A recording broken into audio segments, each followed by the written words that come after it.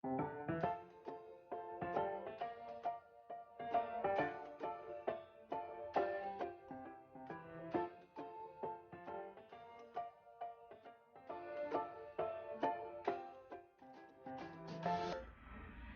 morning guys, Teacher A here and welcome to Gurong Pinoy sa Amerika. So for today, ang lesson natin ay special products. So kapag sinabing special products, ito ay mga shortcuts in multiplying polynomials. Ibig sabihin, kahit hindi tayo gumamit ng long method, makukuha natin yung answer mentally. So didiscuss natin ay 5. So the first one is square of a binomial. Next, product of the sum and difference. Third is square of a trinomial. Fourth is cube of a binomial. And fifth is yung special case. So, magbibigay ako ng dalawang examples sa kada special product formula natin para ma-cover natin lahat. So, let's start with the first one, square of a binomial. So, first, special product formula, square of a binomial. So, kapag sinabing square of a binomial, meron tayong given ang binomial, which is polynomial consisting of two terms. I-square natin siya, which means minumultiply natin yung binomial sa sarili niya. So, paano ang gagawin natin nang hindi na tayo gagamit ng FOIL method or yung long multiplication? So, shortcut. Meron tayong 3 steps to follow. Ang first step, i-square natin yung first term, which means yung first term, i-multiply sa sarili. A times A ay A squared. Yan, na first term. Second term, i-multiply natin yung first sa second and then times 2. So, A times B ay AB times 2 ay 2AB. So, plus 2AB. And then yung last step natin ay i-square the last term, which means yung last term natin i-multiply sa sarili. B times B ay B squared. So, therefore, ang pinaka-formula natin ay A squared. So, we have here A plus B quantity squared is equal to A squared plus 2AB plus B squared. And then yung second one, paano naman kapag yung operation involved ay subtraction? Ganun pa din. Same rules applied. So, una, square the first term. A times A ay A squared. And then, second step, multiply yung first by the second. A times negative B ay negative AB. Times 2 ay negative 2AB. And then, square the last term. Negative B times negative B ay positive B squared. So, shortcut, para lang matandaan nyo, kapag positive, kapag plus ang operation involved, lahat positive. Kapag subtraction ng operation involved, yung middle term ay negative. So, yun lang ang shortcut natin. So, let's have example number 1. So, number 1, we have 3x plus y quantity squared. So, following yung steps natin, yung rules natin, first step, i-multiply ang first term by itself or square the first term. 3x times 3x ay 9x squared. And then yung second step, multiply the first by the second. So that's 3x times y ay 3xy. And then times 2. So 3 times 2 is 6. So therefore, meron tayo 6xy. And then yung last step, yung third step ay square the last term, which means i-multiply yung y sa sarili. Y times y ay y squared. So therefore, ang sagot natin ay 9x squared plus 6xy plus y squared. Ganun lang kasimple. Next, example number 2. Suppose we have, let's say, 5b minus 2d quantity squared. There. Again, first step. Square the first term. 5b times 5b. So, 5 times 5 ay 25. And then, b times b ay b squared. Yan. Second step. Multiply the first by the second. So, 5b times negative 2d. So, 5 times negative 2 ay negative 10. and then BD, then times 2. So negative 10 times 2 is negative 20 BD. And then last step, multiply the last term by itself or square the last term. Negative 2D times negative 2D. So negative 2 times negative 2 is positive 4. Then D times D is D squared. Therefore, ang sagot natin ay 25B squared minus 20BD plus 4D squared. So that's it. Yan ang ating first special product formula. Square of a binomial. Next, move na tayo sa second one. Okay? Product of the sum and difference. From the title itself, ibig sabihin, yung first binomial ina-add, yung second binomial mina-minus. Pero kung mapapansin nyo, same terms sila. First terms, same sila. Second terms, pareho din sila. So, ano yung shortcut dito? Simple lang.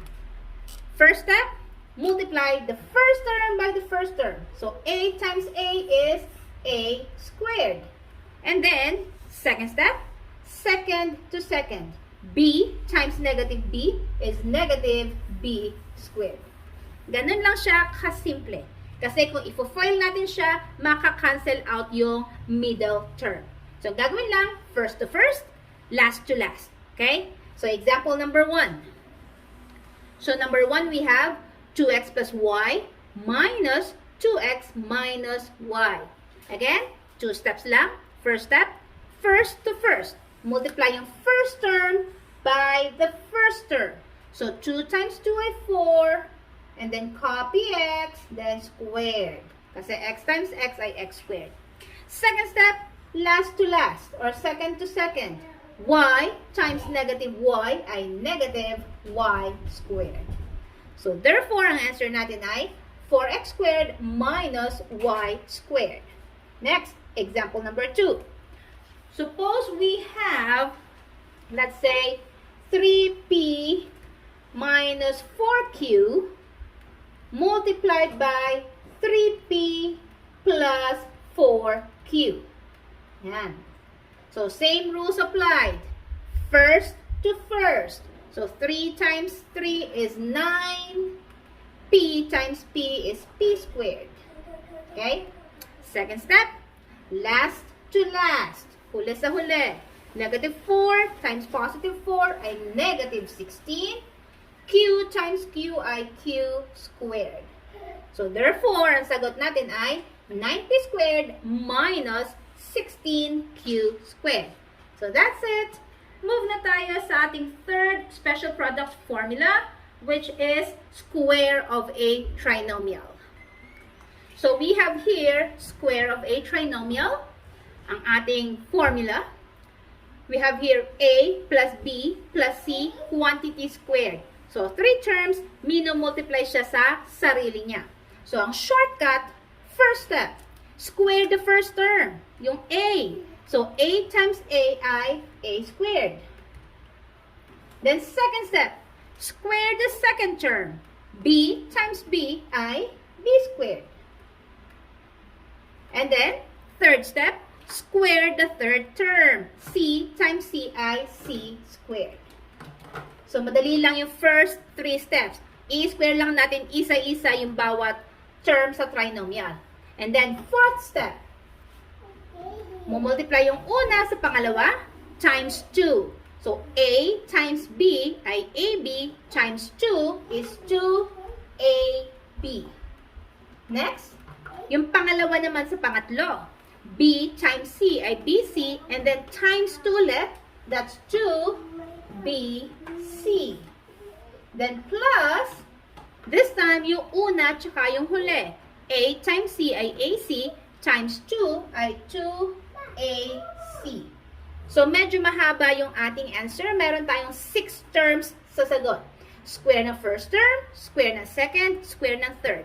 And then, first to second, times 2. Second to third, times 2. A to third, times 2. Ganun lang siya kasimple. Example number 1. Okay, number 1, we have x plus 2y plus 3z quantity squared. So, following yung rules natin. Isa-isahin natin. First step, square the first term. X times xi, x squared. Second step, yung pangalawa naman. Square the second term. 2y times 2y, I. So, 2 times 2 is 4. Y times y is y squared. Plus. Kasi puro plus naman siya, kaya in-automatic na siya. Square the last term or the third term. 3z times 3z, I. So, 3 times 3 is 9. Z times z is z squared. Okay? Next, ang fourth step. Multiply the first by the second. So, x times 2y ay 2xy and then times 2. So, 2xy times 2 ay 4xy. Then plus. This time, yung pangalawa naman sa pangatlo. 2y times 3z ay, so 2 times 3 is 6yz times 2. Constant yung 2 So 6 times 2 ay 12. Then combine natin yung mga variables. Y, z. And the last step, yung pair na hindi pa natin namumultiply, yung una at huli. So x times 3z ay 3xz times the constant 2. So that's 6xz. So therefore, ang sagot natin sa number 1 ay x squared plus 4y squared plus 9z squared plus 4xy plus 12yz plus 6xz. Diba? Madali lang siya, pero mahaba. But if you will follow the rules, the step-by-step procedure, hindi kayo maliligaw. Kaya hindi kayo malilito. Next, number 2 example. Suppose we have 3p minus 4d plus 1. Quantity squared.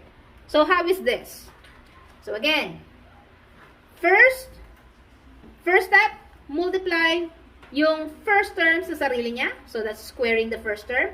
3p times 3p. So, 3 times 3 is 9. P times p is p squared. Next, square the second term. Negative 4d times negative 4d. So, 4 times 4 is 16. That's positive. Kasi parang negative. And then d squared. Third step, square the last term. 1 times 1 is 1. There. Next, this time yung mga pairs naman. First term times the second term. So, 3p times negative 4d ay negative 12pd and then times the constant 2. So, negative 12 times 2 is negative 24dp. Pag pinagsama nyo yung dalawang variable, i-arrange nyo siya alphabetically. So, kung ano yung nauuna sa alphabet. Okay? So, 24dp. Next, yung second naman, at saka yung last. Negative 4d times 1 is still negative 4d times the constant 2 is negative 8d. And then yung last step, first times the last. So, 3p times 1 is 3p times the constant 2 is 6p. Yan. So, therefore, ang sagot natin ay 9p squared plus 16d squared plus 1 minus 24dp minus 8d plus 6p. Okay? So, move na tayo sa ating fourth special product formula, which is cube of a binomial. Okay, we have here cube of a binomial, which means yung given na binomial, minumultiply sa sarili niya ng 3 beses. So, mahaba-habang process yun kung gagamitin yung long method. So, dito tayo sa shortcut. So, suppose we have a plus b quantity cube. So, first step, cube the first term, which means i-multiply yung una sa sarili niya ng 3 beses. So, a times a is a squared times a is a cubed. So, we have a cubed. And then, second step, square the first term. So, a times a is a squared times the second term. So, a squared b times the constant 3. So, that's 3a squared b. Ulitin natin. Square yung una, times pangalawa, times 3. So we have 3a squared b. Plus, this time, i-square muna natin yung pangalawa. B times b is b squared times the first term, a. So that's ab squared times the constant 3. So we have 3ab squared. Okay? And the last step, cube the last term. So, i-multiply yung last term sa sarili niya ng 3 beses. B times b is b squared times b is b cubed. So, therefore, ang sagot natin ay a cubed plus 3a squared b plus 3ab squared plus b cubed. Now, paano naman kung minus yung involved na operation sa given na binomial? Siyempre, same pa rin yung sagot natin. Kaso, yung sign lang ang maiiba. So, magiging positive, negative, positive, negative. Bakit? Kasi, first step, again, cube the first term. A times A times A. That's A cubed. Next, square the first. A squared times the second. So, that's negative A squared B times the constant 3. So, that's negative 3a squared b. And then, third step, yung second term naman ng e square muna. Negative b times negative b is positive b squared times a is ab squared times the constant 3 ay 3ab squared. Last step, cube the last term. Negative b times negative b ay positive b squared times negative b ay negative b cubed. So, same answer, pero salitan lang siya. Positive, negative, positive, negative. So, tingnan natin kung same goes dun sa mga examples. So, number 1, 3x plus 1 quantity cube. So, again, first step, cube the first term. I-multiply yung 3x sa sarili niya ng 3 beses. 3x times 3x ay 9x squared times 3x ulit ay 27x cubed. Okay? Second step, i-square ang first term. 3x times 3x ay 9x squared times the second term which is 1. So 1 times 9x squared is still 9x squared times the constant 3. So, 9 times 3 ay 27. Then, x squared. There. Third step. This time, yung second term naman ng i-multiply muna sa sarili niya. 1 times 1 is 1 times the first term which is 3x. So, 1 times 3x ay 3x times the constant 3. So, 3x times 3 ay 9x. And then last step, i-cube natin yung last term. 1 times 1 times 1 is still 1. So, therefore, ang sagot natin ay 27x cubed plus 27x squared plus 9x plus 1. Okay? Next, example number 2. Suppose we have 2 minus 5b quantity cubed. So, paano to? So, same steps. First step, cube the first term. 2 times 2 is 4 times 2 ulit is 8. So, we have 8. And then second step, is square the first term. So, 2 times 2 is 4 times the second term. So, 4 times negative 5 is negative 20b times the constant 3. So, negative 20b times 3 ay negative 60b.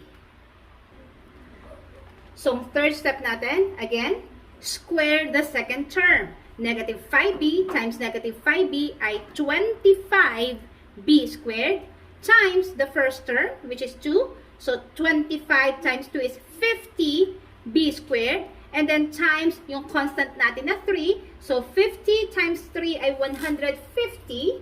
So we have 150b squared. Okay? And then yung last step, cube the last term. Multiply natin yung negative 5b sa sarili niya 3 times. So negative 5 times negative 5 is positive 25 times 5. Negative 5 is negative 125, then b cubed. So therefore, ang answer natin ay 8 minus 60b plus 150b squared minus 125b cubed. Okay? So move on na tayo sa ating last, which is yung special case. Ito yung product that produces sum of two cubes or difference of two cubes. So, kaya siya tinawag na special case, kasi kung mapapansin nyo, yung first ay binomial, yung second ay trinomial.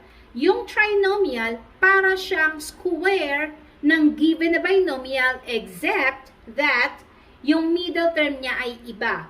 Hindi siya minultiply sa 2, and then opposite yung operation niya. So, this is plus, but then this is minus. Kapag naman minus yung given, ang second term ay positive or plus. Okay? Now, special case. Pinakamadali sa lahat. Paano gagawin? Dalawang steps lang. First step, multiply the first term of the binomial by the first term of the trinomial. Or simply, i-cube lang natin yung first term. So, a times a squared ay a cubed. Okay? Next, so first to first. Next is last to last. Or, i-cube lang natin yung last na term sa binomial. B times B times B ay B cubed. Okay? Paano naman kung minus? Ganun pa din. Except that, yung middle term natin ay negative. Not middle term. Yung ating operation involved sa dalawang term sa binomial ay minus. Yan. Oh, that's weird. B cubed. Ano ba yan? Sorry. There you go. So, paano natin to i-apply? Let's have example number 1. Okay, number 1, 3m plus 2n times 9m squared minus 6m n plus 4n squared. So, kung mapapansin nyo ulit, yung ating trinomial ay parang square ng ating binomial except yung middle term. Iba siya. Okay? Minultiply lang siya, then kinuha yung opposite na operation. So, again, 2 steps to follow. Unang step, cube the first term. 3m times 3m times 3m. So, 3 times 3 is 9, times 3 is 27. So, we have 27m cubed. Okay? Plus, and then cube the last term. 2 times 2 times 2 ay 8, and then n cubed. So, therefore, ang sagot natin ay 27m cubed plus 8n cubed. Okay? Example number 2. What if ang given natin ay 4p minus 1, and then times, we have here 16p squared plus 4p minus, plus 1. There you go.